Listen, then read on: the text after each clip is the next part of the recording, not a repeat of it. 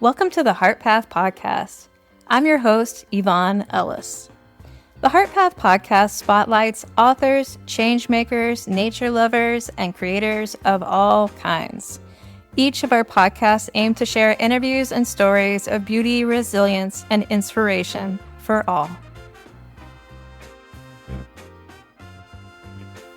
This week's guest is Steve Ramirez.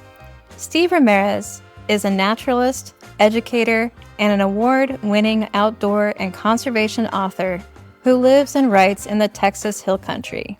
He is the author of a series of books with Lions Press, including Casting Forward, Fishing Tales from the Texas Hill Country, Casting Onward, Fishing Adventures in Search of America's Native Game Fish, Casting Seaward, Fishing Adventures in Search of America's Saltwater Game Fish, and Casting Homeward, an angler and naturalist journey to America's legendary rivers. Thank you so much, Steve, for being here. I'm so glad to have you here. Oh, I'm so pleased to be here. Thanks for inviting me.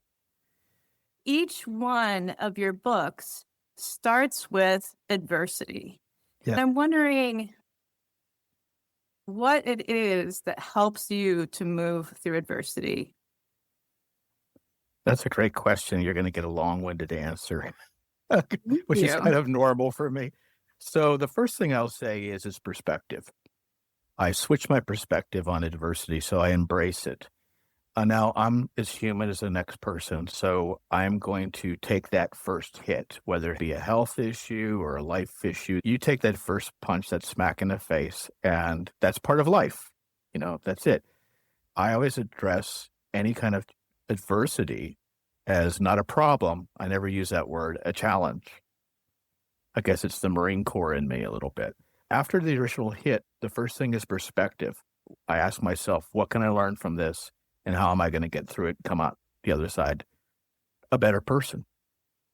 I'm going to sound like a Marine again here. Perspective is my strategy. And tactics will include writing, poetry, friendship, music, and fly fishing for sure, and just being out in nature. I don't go hiking, I go walking. When you're hiking, it's like you're trying to get somewhere in some amount of time, and I'm not doing that. I'm trying to be present. I just want to walk in nature. And if it takes me 3 hours to do this little trail, that's fine. If it takes me 4 hours, that's fine. Did I enjoy it? Did I gather? Did I see things there? Same when I'm fly fishing, when I'm writing. Someone recently asked me, is writing work for you or joy? And my answer was easy. Writing for me is joy, but I work hard at it. The first thing about adversity is perspective. And you can go, oh God, what now? Or you can say, okay, what am I going to do now? What's next? And that's your only choices, actually.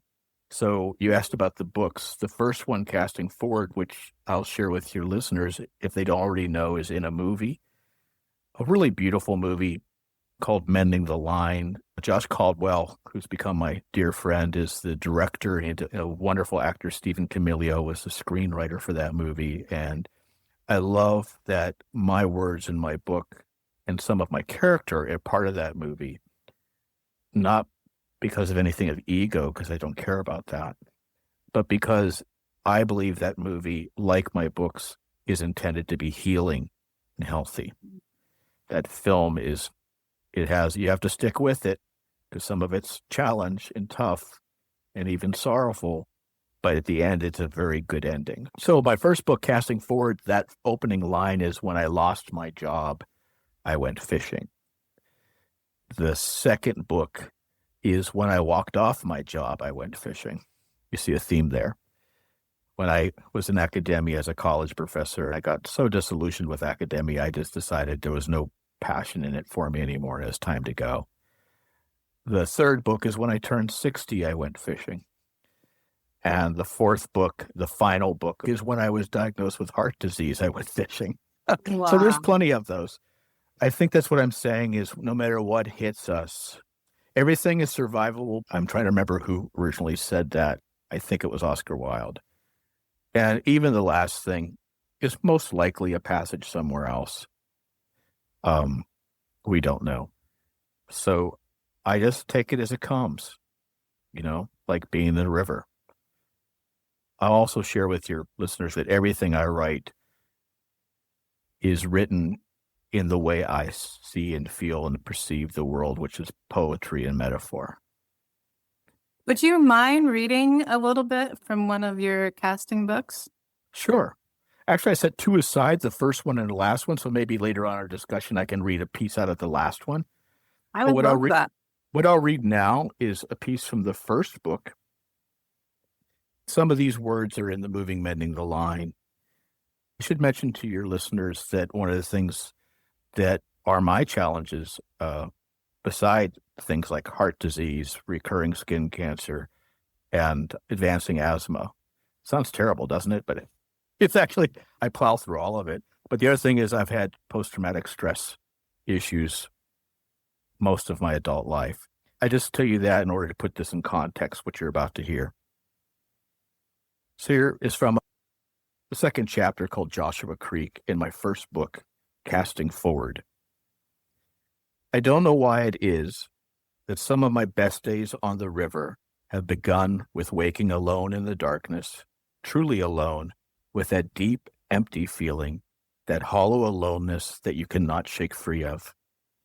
It has been some time since my service in the Marines, but years later the ghost came to call, and I found myself afraid to sleep, knowing they would come back.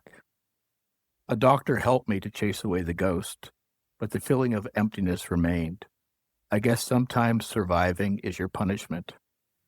So you stand in the river facing upstream with the water rushing down upon you as if it could somehow fill that hollow emptiness, and somehow it always does. So it was one morning I stood there without even casting and with no trout rising, and as the water rushed past me, I knew it was washing my burdens behind me, swirling them downstream like so many autumn leaves. There's a great deal of living that trout can teach us. They teach us how to keep swimming even in a steady current. Trout know that if they stop swimming, they cease to be trout and become debris floating without purpose wherever the current may take them. Trout know that if they keep swimming, facing into the current, perhaps in the eddy of a rock, all they need to truly live will eventually come to them. I learn a great deal from trout. Thank you so much for sharing. I was thinking while you were reading about how you use metaphor and how it's so beautiful to compare ourselves with the natural world around us because we are nature. Connecting with nature is a very healing process. I see from your work, and I know from my own life. When did you start connecting with nature? Oh, as an extremely young child. I'm very open in my writing about my story, not because I think anything about my life is important, but by sharing openly. I think writers have to be brave. You have to be brave enough to put yourself out there and hope that in doing so, you're connecting with people that have similar stories. One of the toughest things, I think, with dealing with hardship is thinking you're alone. So when I write about the things that I'm fighting through and overcoming, not because it's about me, but because it's about us. The reason I'm telling you that is I started out as a child with a very loving father who raised me pretty much on his own as a single parent. When my mother left, she walked out when I was 12, which I used to say was the only kind thing she ever did. And I don't mean this meanly, but my mother was not a pleasant human being, to her own detriment. And I say this with compassion. She was what I would say is a narcissistic sociopath and was extremely cruel to me. So I was an abused kid, both physically violently abused and emotionally abused. And I say that not as a poor me, but as that's when I started to learn. When my father wasn't home to protect me, I ran out into nature every day.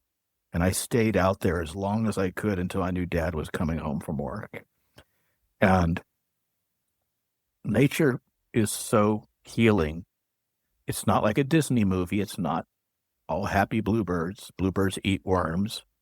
And the Lion King, I always say this, eats his subjects. Nature's not kind, but it's honest. So yeah, as a little kid, I climbed trees just so I could get closer to the birds. I played in the streams and I saved box turtles, helped them cross the road, and now I never see a box turtle. And nature really was my safe place, literally. So as a child, that's your long-winded answer. I will take any answer you want to give me. I read the other day that your work is based in an earth ethic. What is that ethic? You read that. I'd love to see where you read that because it's pretty good.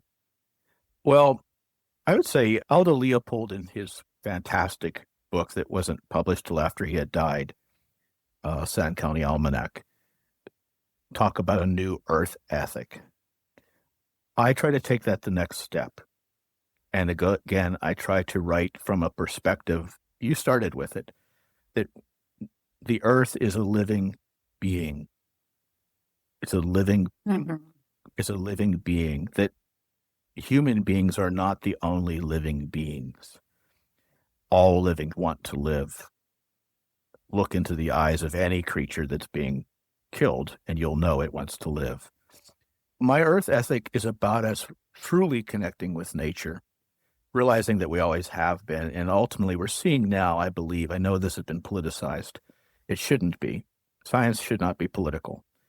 And that is that we're seeing now that nature gets the final word, whether it be with massive floods, heat domes, rising temperatures, rising sea level. People don't realize it's changing the chemistry of the ocean, which is killing off plankton that gives us 80% of our oxygen. Nature gets the final say. So I'm hoping that the way I write about my interaction and our interaction with nature, I guess in my wildest dreams, it starts a new perspective and a growing movement where we realize we need to be able to coexist with each other and with nature. So if you looked at my website, you would see that in the beginning, people asked me, what do you write? And I said, I write about nature and the best of human nature. That's what I write about. I'm not really writing fishing stories or trekking stories, hiking stories. I'm writing about life. Beside the childhood stuff I told you, I spent 35 years of my life armed as either a U.S. Marine working in counterterrorism or as a civilian working in the areas of counterterrorism, active shooter, counter bomb, all kinds of homicide investigations, undercover narcotics and weapons. Wow. So I've seen the very worst of humanity. And what I'm writing about now is what if we accentuate the very best of who we are? What if we do that? Yes, please. That actually leads into something that I've been thinking about lately, which is what if we created our own individual stories of love for ourselves? I feel like a lot of us have gone through trauma, have gone through issues in our lives with people surrounding us or society or schools. And I've been thinking about a love ethic. What if we were to forgive those around us who have hurt us and heal our hearts individually? Would that actually lead to us being able to take better care of each other and take better care of Earth? What do you think? Yeah, you tapped on something that's core to me and my writing and my lifestyle as well. I always say that my only religion is love. My practice of it is open-minded curiosity to learn, to grow, to change, to be brave enough to stand up.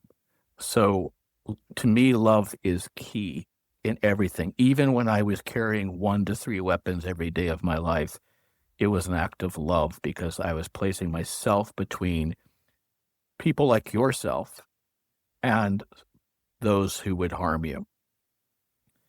And the people that would harm you could not be harmed by me unless they forced that situation. I can't do anything about someone else's choices. I can only respond to them. And so to me, love is absolutely the key when we're talking about ourselves. You mentioned forgiveness. I also write a column for Fly Fisherman magazine. I really loved writing for them. I think the publisher, editor, Ross Purnell, is doing a beautiful job of making it so much more than about casting a line and catching a fish, which is not what I write about. He's trying to make it about how do we make a better world. We are so simpatico in this. I wrote a piece recently called Redemption.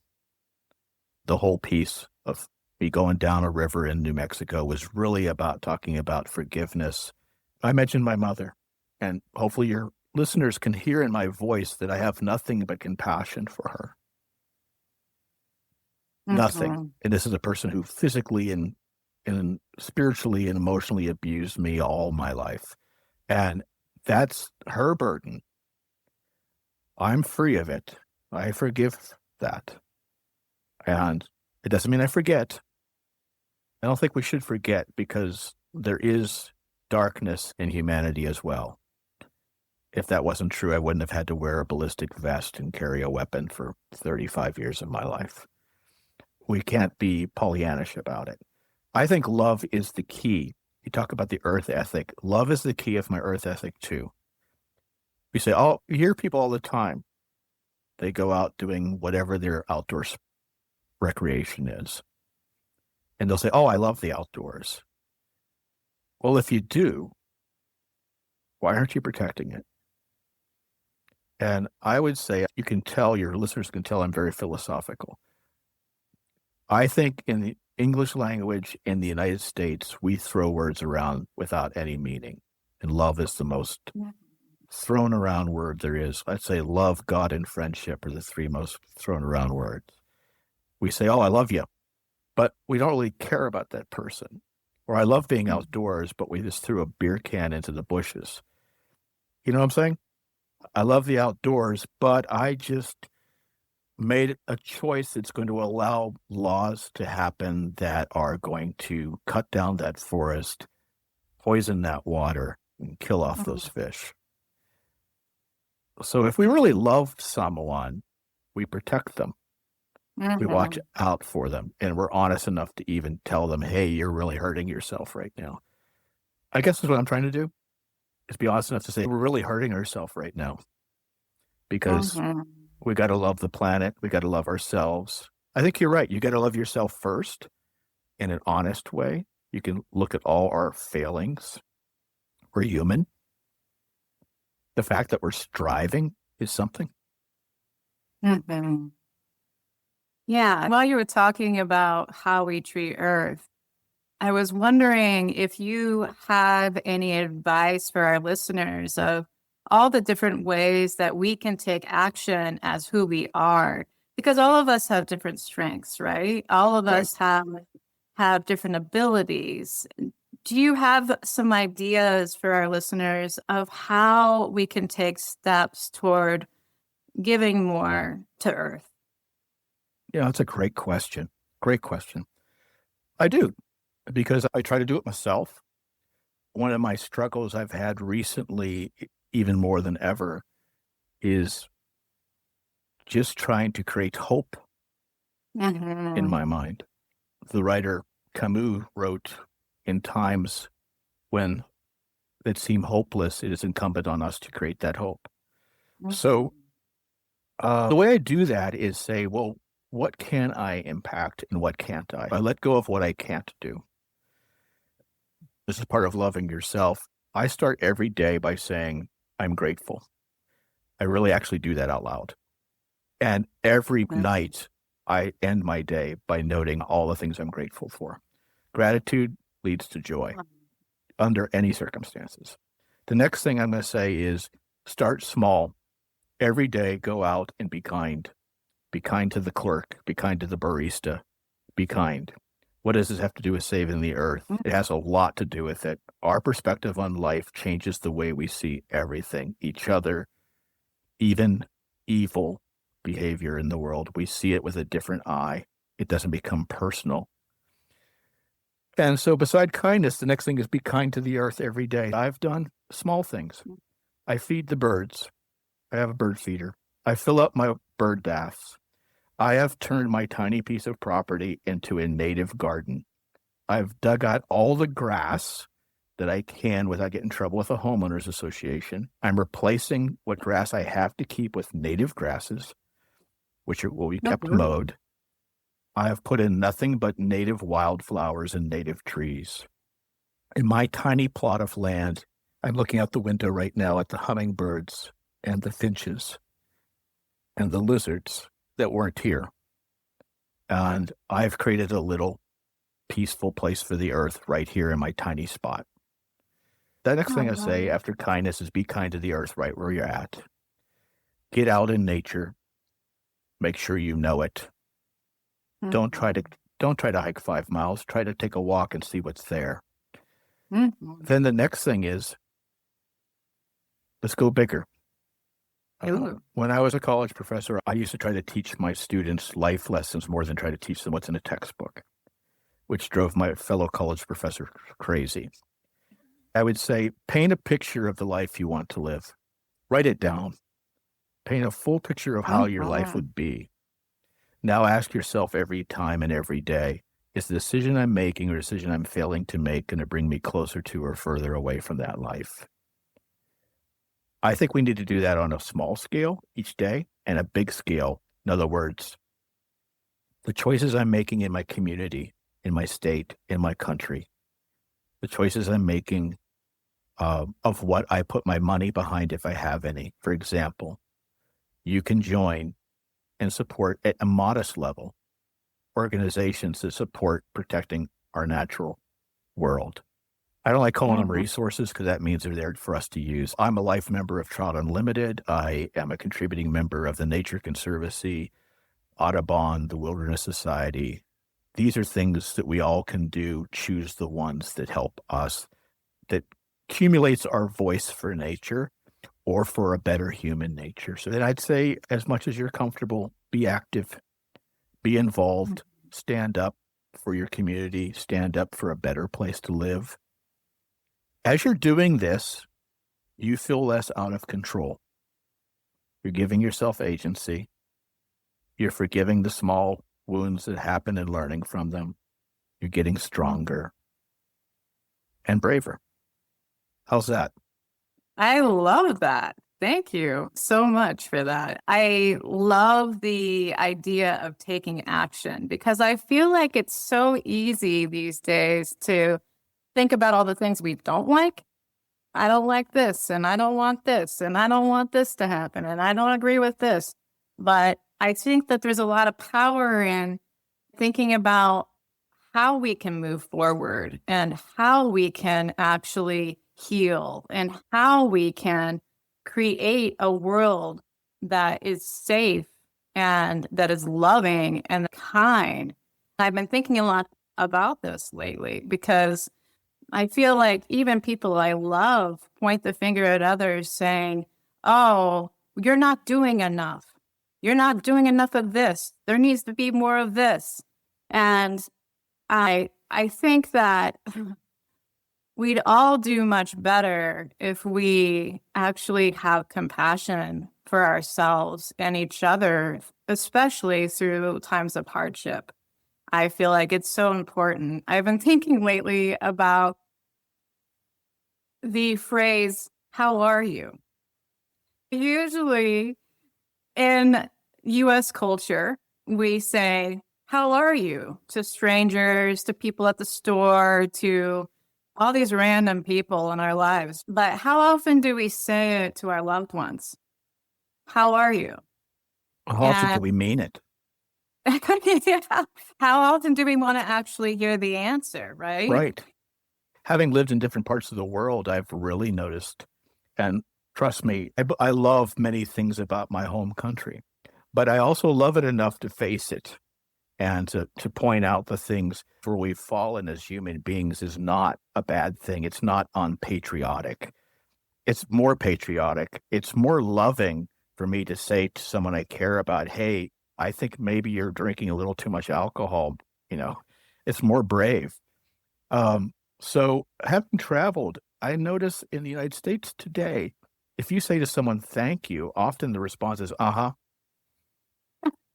uh-huh. Or it's a corporate response. They've been taught to say, my pleasure, but there's nothing to it. And when I've lived in other countries, they're really saying, fa niente, no fa niente. It's nothing. I'm happy to do it. I'm happy to do it. And there's feeling behind it. When we compliment each other in this country, the immediate response I often have seen is, what do you want from me? Wouldn't it be wonderful if we could just be where our compliments were genuine? We're just trying to share, hey, I see you. Mhm. And I'm that way with fish and turtles and birds too, by the way. I see you.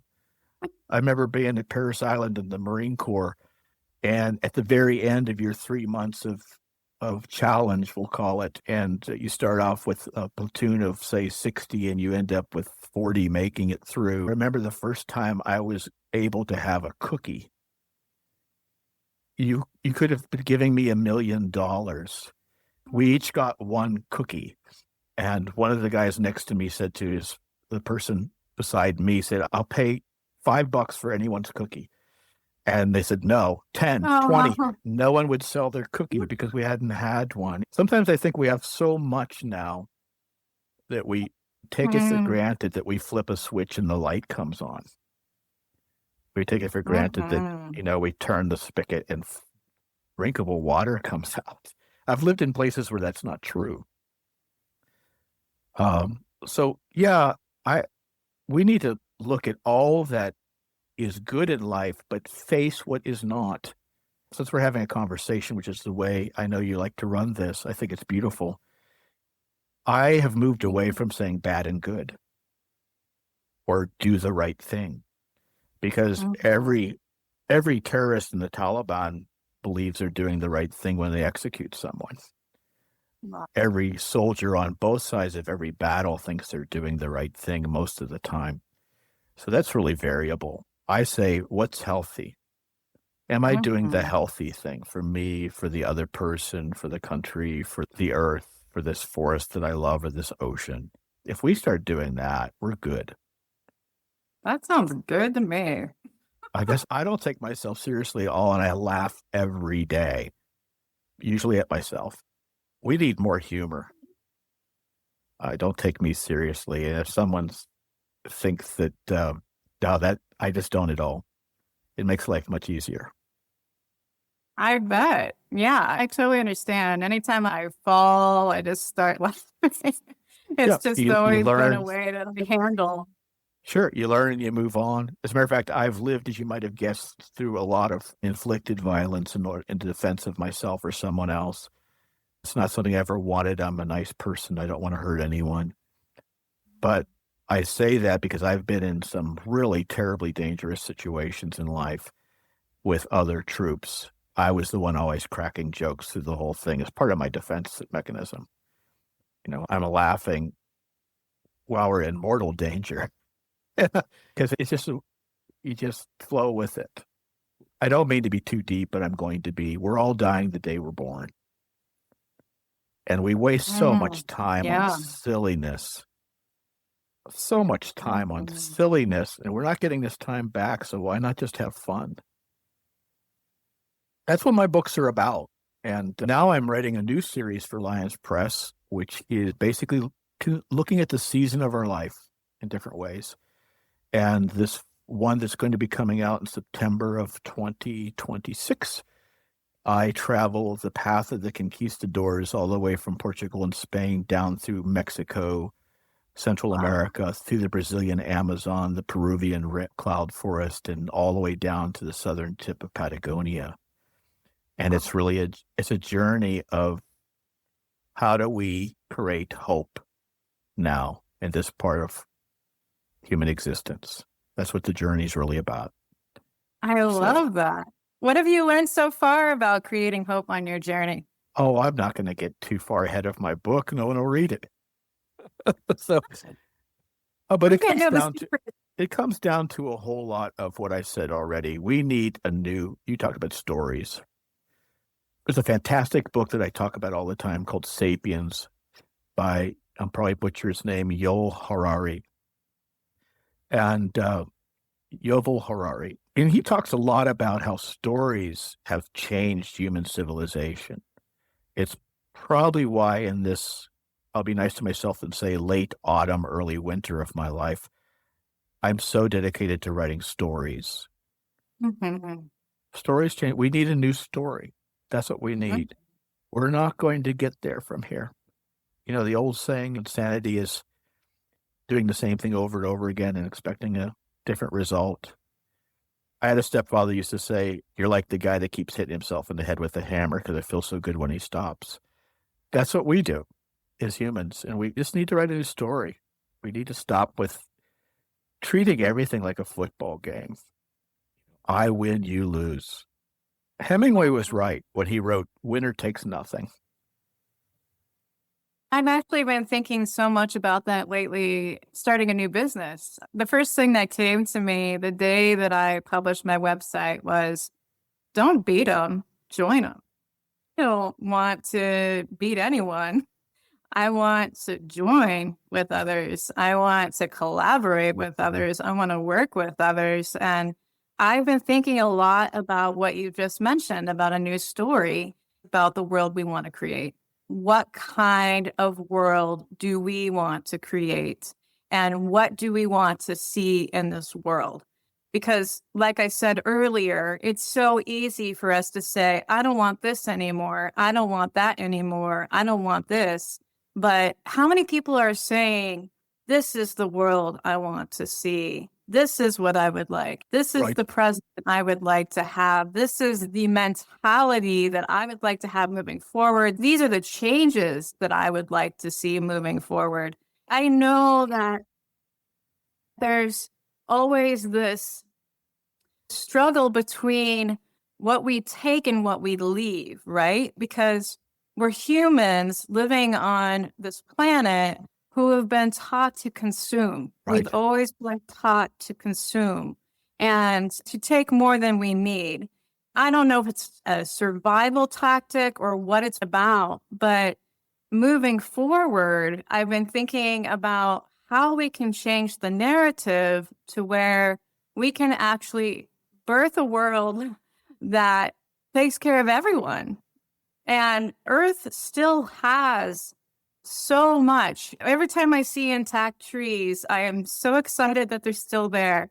Every time I see water flowing, I'm so happy that it's still flowing. Every time I see an ecosystem where birds are still thriving and there's still creatures out and there's bears and there's still a world that can be lived in, I think this still exists and we can still appreciate what we have.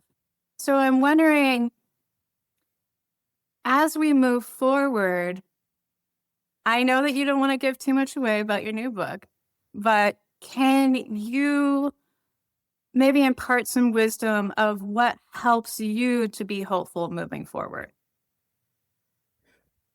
I'll do my best. First of all, I'm going to be open in saying that I have struggled more in this past year with hopefulness than I ever have in my life.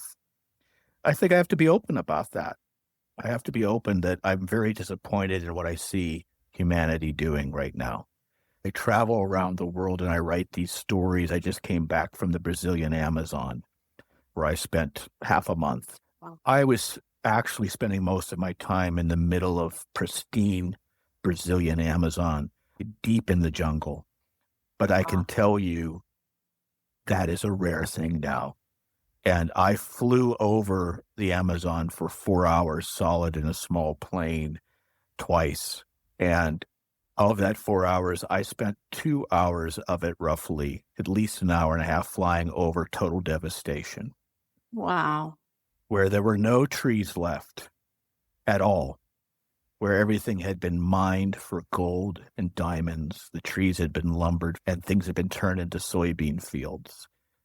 Wow. Rainforest gone. So we have to face what we're doing. Mhm. That's the first thing that you asked about hope. How do we build hope? Well, I believe we are the proximate cause of most of the problems, even in our own lives. We're also the proximate solution. That's the good Ooh. hope. We are the solution. Yes. So what I'm doing with my next book is by taking this path of the conquistadors. And by the way, all my books have a parallel story of the Euro-American and Indigenous Americans with points of view. I don't deify nor vilify any group because we're all human. I believe Indigenous people have a lot to teach us who are not. But I also know that Indigenous cultures had their own issues and still do. So I try to face it as it is. But one thing I saw in Indigenous cultures, and I see again and again, is they understand that you mentioned about consuming. We need to realize that tribally we learned to hoard because there was not that many of us, and we were not working cooperatively to create food for each other. When we're done with this recording, I'm going to get in my vehicle and drive to the grocery store. I'm not going to go out to my garden and till it. Times have changed. Also, there are 8 billion of us, which I would say is about 4 billion too many. 4 billion too many humans. We're not meant to have this many humans on the earth, and we're going to have to face that one way or another. We've got to face the world we've created, healthy and not healthy.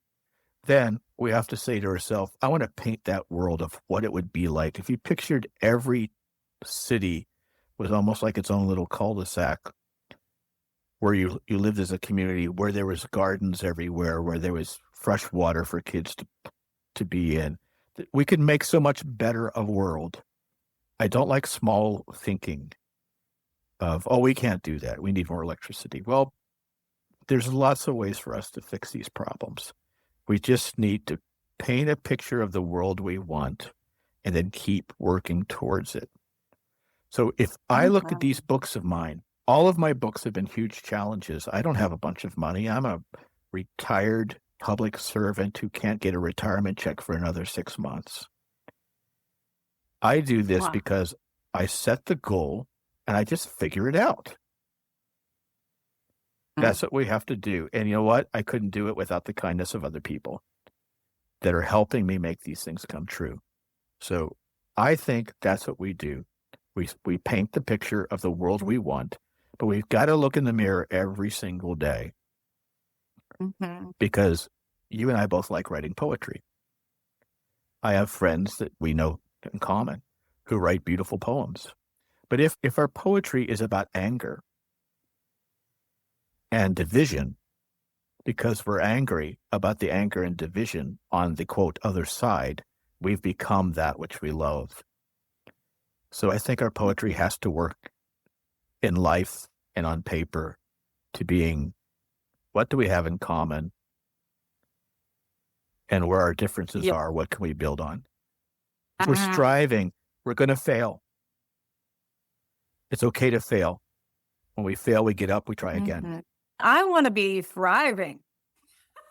I feel like the more that society is thriving emotionally, spiritually, and in our own bodies, the more that what is around us will thrive. That's just my mentality. It may be idealism, but it's practical.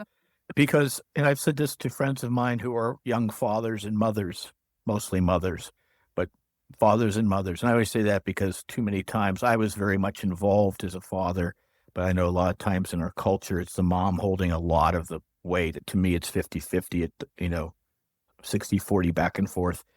But I've said to a lot of friends of mine that are burying themselves in martyrdom, trying to be everything to everyone. And I've done that, by the way. I'm just as guilty as anyone when I was a young father.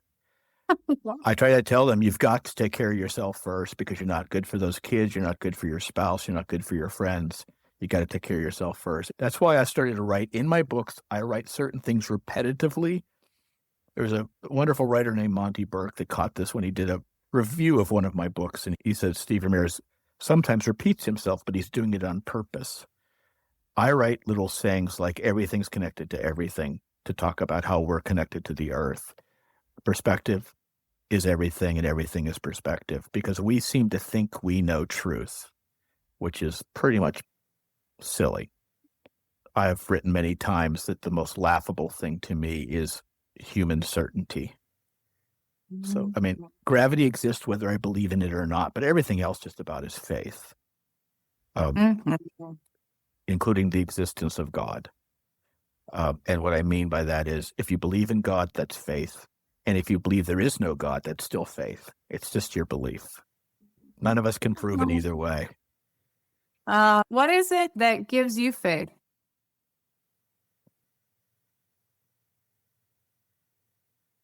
That's a tough question because it depends on what you mean by faith. If you mean religious faith, I am no longer religious in any way. I'm very spiritual. No matter what religion you may belong to, I think faith is, we all have to have our various path up the mountain, as a Buddhist would say. But faith to me is, I have faith that there is a path. I have faith in our ability to find it. I have faith in our ability to choose. Good things happen, bad things happen. I'll change that around. Healthy things happen and not so healthy things happen. That's just life. I have faith that we can turn these things into something positive if we so choose.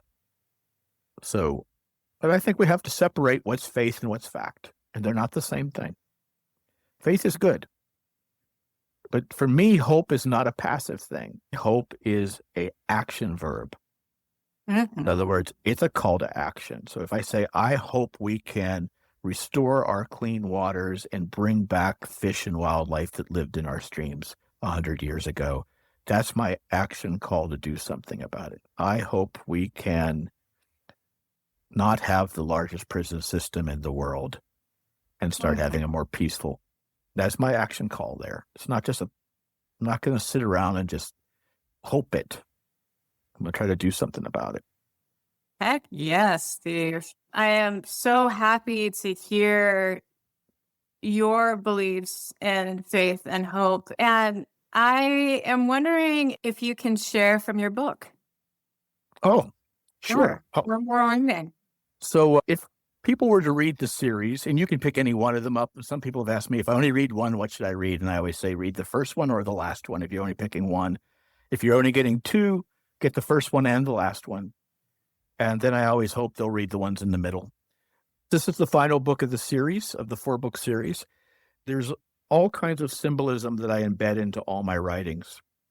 So, for example, these books, I have a wonderful publisher in Lions Press. I have a wonderful managing editor who, these books are what I wrote. No one else changed these. And they allow me a lot of leeway in creating these titles. So all the titles all these covers will have stillness on the top and movement below. They all have 21 chapters because that's a number that repeats throughout nature. There's little things like that. So I'm going to read from Casting Homeward. It's kind of interesting that this is the piece I put aside because we're just talking about faith. Someone wrote, it might have been Einstein wrote, I spell God, nature. I don't know who it was that wrote that, but to me, when I see Earth, nature, the universe, it's all part of what I would call God. So I see it more as love. So here we go. Just because something is invisible doesn't mean it's not there. I can see how the air moves the clouds, trees, and grasses. I can feel how gravity holds me close to the earth, rooted without roots. I can notice how love is reflected in the eyes and actions of another living being. And I can see in nature the creations of something far more vast than mere human imagination can conceive. We all struggle to hold on to what cannot be held. Still, the invisible carries songbirds up into the sky and raindrops down into the river, and me onward toward feelings of hope, joy, and gratitude. It was a beautiful morning. I was once again simply happy to be alive. Whenever I walk into a river, I do so with reverence. Nature is my sacred place. Nature is my home. I imagine God as an outdoor enthusiast like me. If anything was made in his image, it must be rivers. They too have no real beginning or end. They live on the land and in several seasonal forms, and in the sky as the most invisible member of the Holy Trilogy, water, vapor, ice. They too are eternal, ever-changing yet unchanged. Nature prays through the sounds of falling raindrops, rushing rivers, and rolling seas. I pray that way too. Water, wind, and bird songs connect me to the divine. That's so, as hopefully your listeners can tell, I may take them on a fishing trip to the Amazon, Patagonia, Alaska, or Texas, or we may be trekking through the mountains of Peru together or across the African savanna. But I'm not actually writing about fishing or trekking or mountain climbing. I'm writing about this life we're living and how we can grab a hold of it and do what we can do. Feed the birds. Thank you, Steve. Thank you for all of the ways that you serve Earth and serve humanity through your writing and your actions and who you are. I really appreciate this time with you and everything that you're doing right now to give to this world. Thank you so much for being here. The pleasure is so truly mine. I'm honored to be a part of you doing this, and I think it's beautiful and admirable. Thank you for inviting me. Thank you.